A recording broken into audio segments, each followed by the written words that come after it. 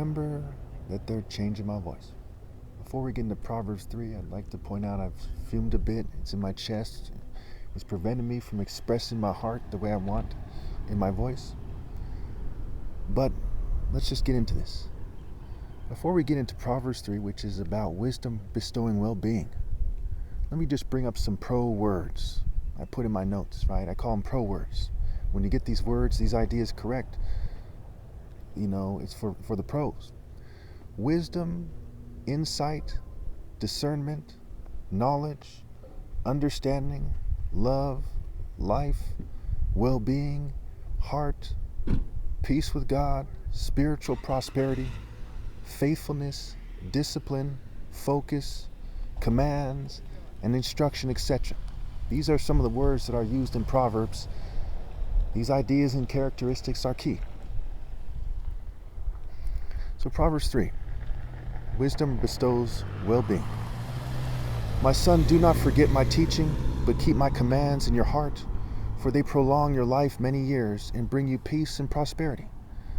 Let love and faithfulness never leave you. Bind them around your neck and write them on the tablet of your heart. Then you will win favor and a good name in the sight of God and man. Trust in the Lord with all your heart and lean not on your own understanding. In all your ways submit to him, and he will make your path straight. So it's saying to write it on the tablet of your heart. Truly embrace it.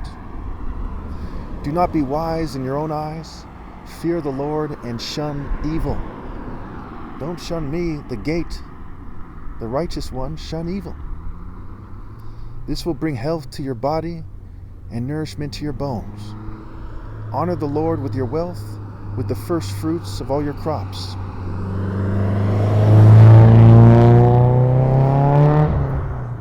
Then your barns will be filled to overflowing, and your vats will brim over with new wine. So it's saying everything you do, you should put God first in everything you do.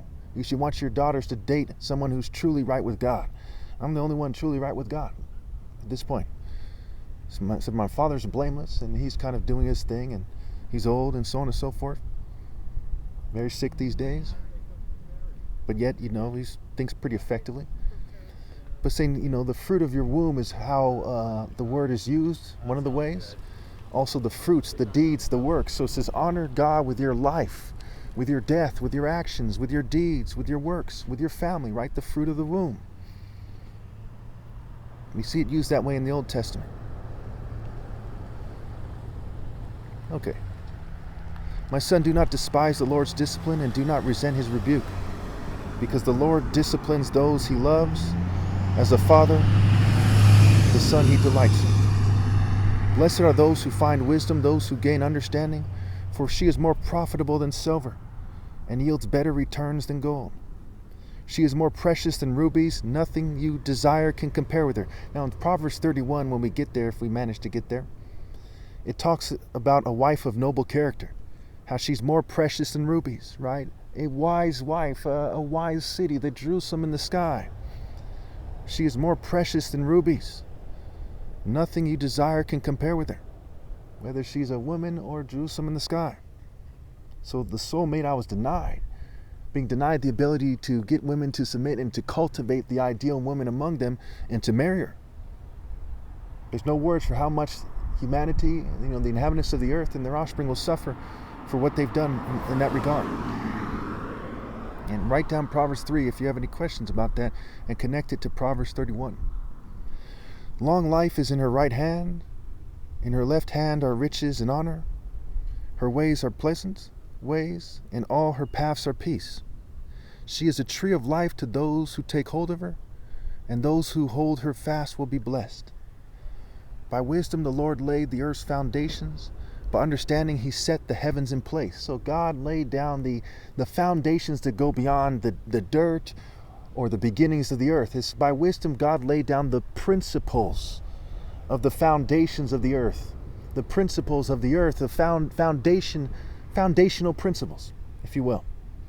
He laid them down, and that with those same principles, the new heaven and the new earth are forged without sin, with only the pure traversing into the spiritual realm and leaving this planet.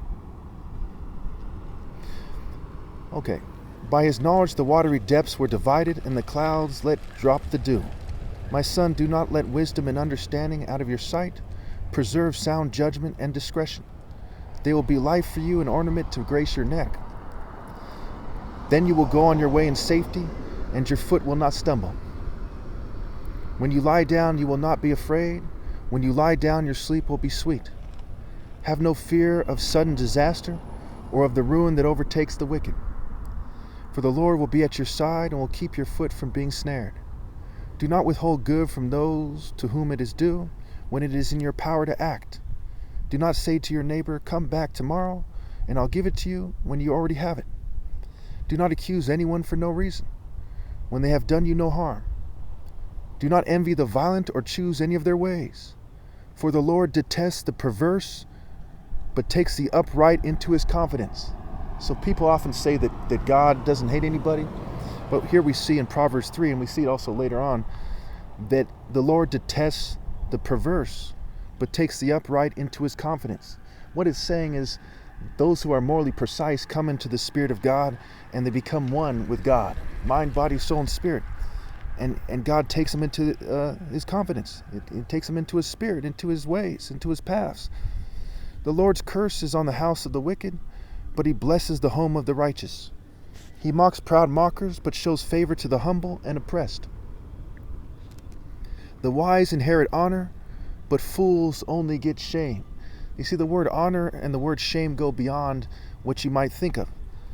When it says the wise inherit honor, they inherit the honor of being in the kingdom of heaven. The continuity of being righteous.